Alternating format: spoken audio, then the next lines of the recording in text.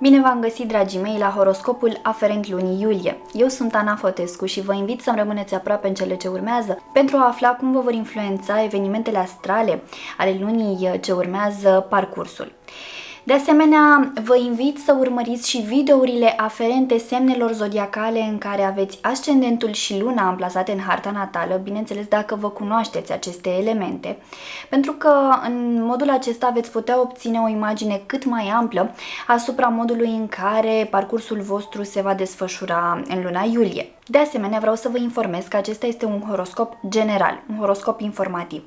Pentru analize detaliate, pentru analize individuale, vă invit să accesați secțiunea magazin a site-ului meu www.terapieprin-astrologie.ro, unde veți găsi toate serviciile astrologice puse la dispoziție de mine pentru voi.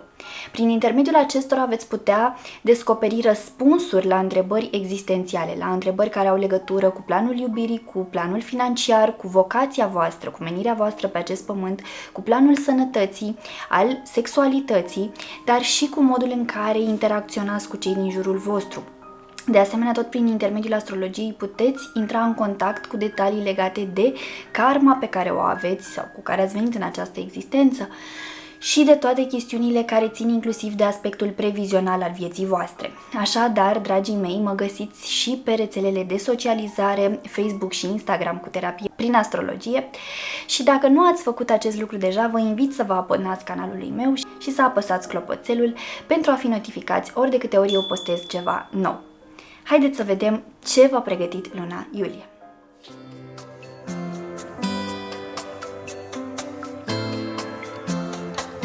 Bine ați revenit la horoscopul aferent lunii iulie.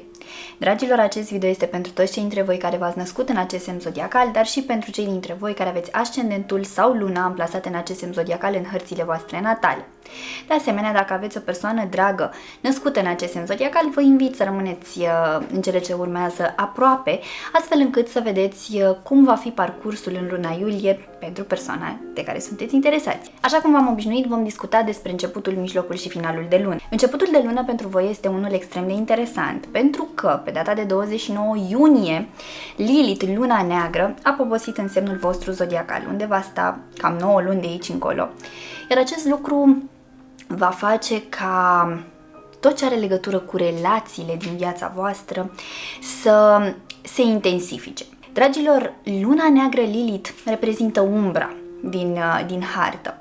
Prin urmare, în momentul în care aceasta vă va tranzita semnul zodiacal, va aduce la suprafață toate acele aspecte mai puțin plăcute din relațiile cu cei din jurul vostru, fie că vorbim de relațiile personale, fie că vorbim de cele profesionale. Indiferent despre ce parteneriate este vorba, pot ieși la suprafață acele hibe, acele chestiuni mocnite, care poate au fost băgate sub preș, amânate prea mult timp, astfel încât lucrurile să funcționeze. Fie că ați intrat într-un soi de rutină, fie că țineți foarte mult cont de gura lumii, fie că pur și simplu nivelul vostru de codependență și atașament este atât de ridicat încât ați preferat să treceți cu vederea toate acele chestiuni care vă nemulțumesc și care vă țin pe loc atât pe voi în plan individual din procesul de evoluție, cât și pe partenerii voștri, dar și relația în sine. Poate că unii dintre voi ați constatat că de ceva timp relația din care faceți parte stagnează sau, în cazul unei colaborări profesionale, lucrurile nu mai avansează, nu se mai întâmplă nimic nou. Da? Totul este așa cumva plafonat. Așa că cu luna neagră Lilith în semnul vostru zodiacal, care se va întâlni și cu nodul sud, cu bagajul karmic, veți fi supuși la niște schimbări importante din punct de vedere relațional, din punct de vedere al percepției voastre în raport cu ideea de parteneriate. Pentru unii dintre voi se poate să fie testată foarte mult independența. Independența financiară, independența emoțională. Dacă până acum ați stat în niște parteneriate care v-au creat acest confort, da, v-au lipsit de grija acestor lucruri în viața voastră, ei bine, în perioada ce urmează s-ar putea să fiți provocați să vă câștigați propria independență. Da? Fie că vorbim de locul de muncă, fie că vorbim, așa cum v-am spus, în plan personal, independența emoțională. Iar acest lucru vă va ajuta să vă cunoașteți mai bine, să vă apreciați mai mult, deveniți mai conștienți de valoarea de sine și să faceți lucrurile mult mai în acord cu nevoile voastre, cu dorințele voastre și cu sufletele voastre. Acest lucru pe început de lună iulie va avea loc în segmentul individualității. Prin urmare, primele semne, primele efecte ale lunii negre Lilith se vor simți în segment personal, în felul vostru de a fi, în temperamentul vostru. De asemenea, puteți deveni mai conștienți de, să zic așa, defectele voastre fizice, adică să vi se pară sau să aveți tendința să le exagerați, să aveți tendința poate că sunteți mai plinuți decât sunteți cu adevărat sau că sunteți mai slabi decât sunteți cu adevărat sau că părul stă nu știu cum, deci chestiuni care pot fi amplificate, pot fi ușor dramatizate. Dar efectul va fi acela de a vă concentra mai mult pe propria persoană, pe propria imagine, pe felul în care vă simțiți în pielea voastră, pe felul în care vă simțiți în raport cu cei din jurul vostru, în relațiile cu cei din jurul vostru, pe modul în care reacționați la diversi stimuli, situații sau contexte. Așa că începutul de lună vă îndeamnă să deveniți mai conștienți de nevoile voastre, să deveniți mai conștienți de ce anume aveți de modificat în plan personal, în plan individual. Cum vă puteți câștiga autenticitatea. Cum puteți deveni, așa cum v-am spus, mai independenți, adică să vă trasați cumva o direcție, să vă faceți un plan. Nu înseamnă că acum trebuie să faceți toate demersurile, însă este un moment bun în care să deveniți conștienți. Da? Și ulterior să începeți să trasați niște direcții mai clare pe care să le și puteți pune în practică, astfel încât să vă creați acel ambient sănătos de care aveți nevoie pentru a evolua.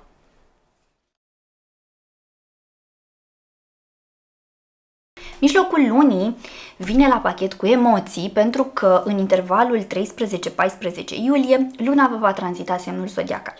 Ei bine, după cum bine știți, când luna tranzitează un semn zodiacal, acolo vorbim despre un cumul de emoții, de sentimente, de stări.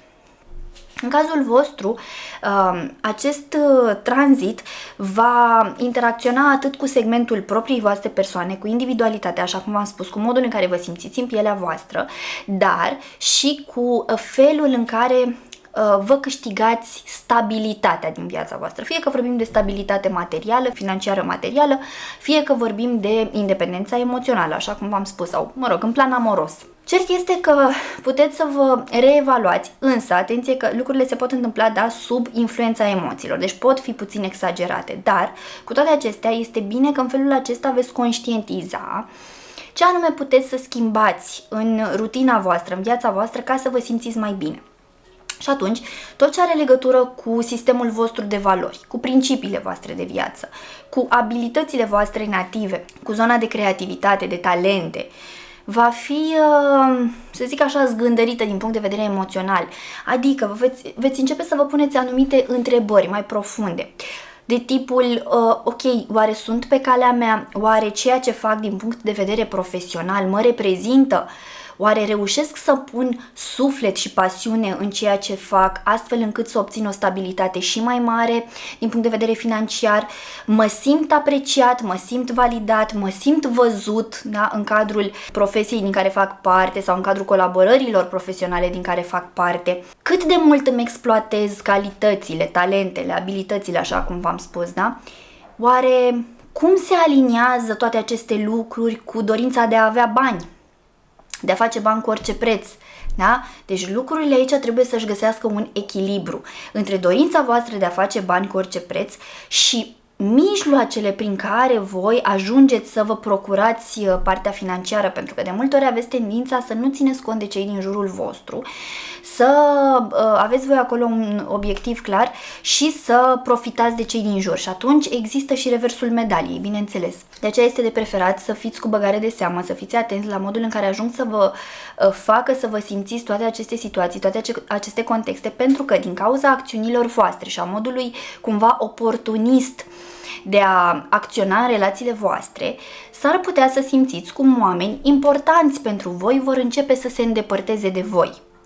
Iar acest lucru un pic vă va speria, pentru că voi trăiți prin relațiile pe care le aveți și atunci ideea de a vă simți respinși sau de a vă simți cumva dați deoparte de către persoanele care contează în viața voastră vă panichează, da? Nu vă convine absolut deloc. Și atunci se poate duce acest conflict între ceea ce simțiți, ceea ce gândiți și modul în care reacționați, modul în care acceptați transformările în viețile voastre. Deci aveți nevoie să transformați ceva profund, atât în plan emoțional, cât și în plan mental, dar și în raportarea pe care o aveți la relația de cuplu sau la relația cu copiii, acolo unde este cazul. Și bineînțeles la relația cu banii. Ele sunt în strânsă legătură. Deci se face așa un fel de verificare, de autoanaliză ar trebui făcută, da? Pe aceste segmente, astfel încât să vedeți mai clar unde vă poziționați, cât de bine vă este și cât de corect procedați, atât față de voi cât și față de cei din jurul vostru.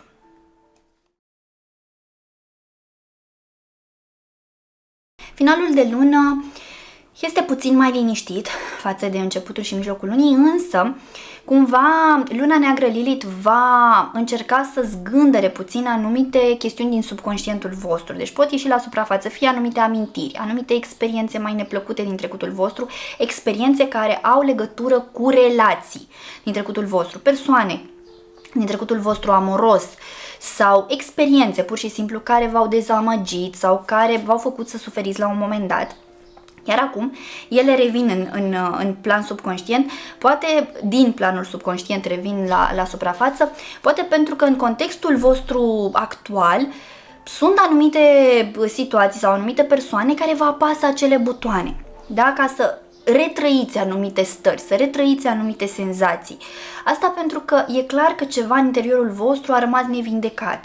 Iar experiențele actuale au loc tocmai pentru ca voi să deveniți conștienți că încă mai aveți de lucru, astfel încât să vă simțiți bine cu ideea de relație, cu modul în care gestionați până la urmă parteneriatele din care faceți parte. Fiindcă atunci când voi nu sunteți bine sau când aveți anumite nemulțumiri, aveți tendința să deveniți extrem de ursuți, de capricioși, de veșnic nemulțumiți, pricinoși, nimic nu vă convine, vă victimizați, oricine este de vină, mai puțin voi și tot așa. Deci vă transformați așa în niște persoane destul de ingrate, care îi fac pe cei din jur să se îndepărteze, da? să vă izoleze cumva. Lucru care, așa cum v-am spus și puțin mai devreme, nu vă face bine pentru că voi vă hrăniți din relațiile pe care le aveți. Așa că fiți puțin mai atenți la modul în care vărsați pe cei din jurul vostru chestiuni care nu au legătură cu aceștia, chestiuni care au legătură cu trecutul vostru, cu experiențele voastre, cu rănile voastre, nici de cum cu oamenii aflați în viața voastră actuală, în prezent. Așa că finalul de lună este bun pentru a conștientiza aceste lucruri și pentru a deveni mai atenți la modul în care vă comportați în relațiile din care faceți parte. Bun, dragii mei, acestea sunt informațiile din punct de vedere astrologic pentru toți cei dintre voi care aveți legătură directă cu energia zodiei Balanță în luna iulie. Așa cum v-am obișnuit, am să extrag și câteva mesaje de la cărțile oracol. De această dată am ales oracolul celor 12 arhangheli. Haideți să vedem ce arhanghel sau ce arhangheli doresc să vă călăuzească pe durata lunii iulie.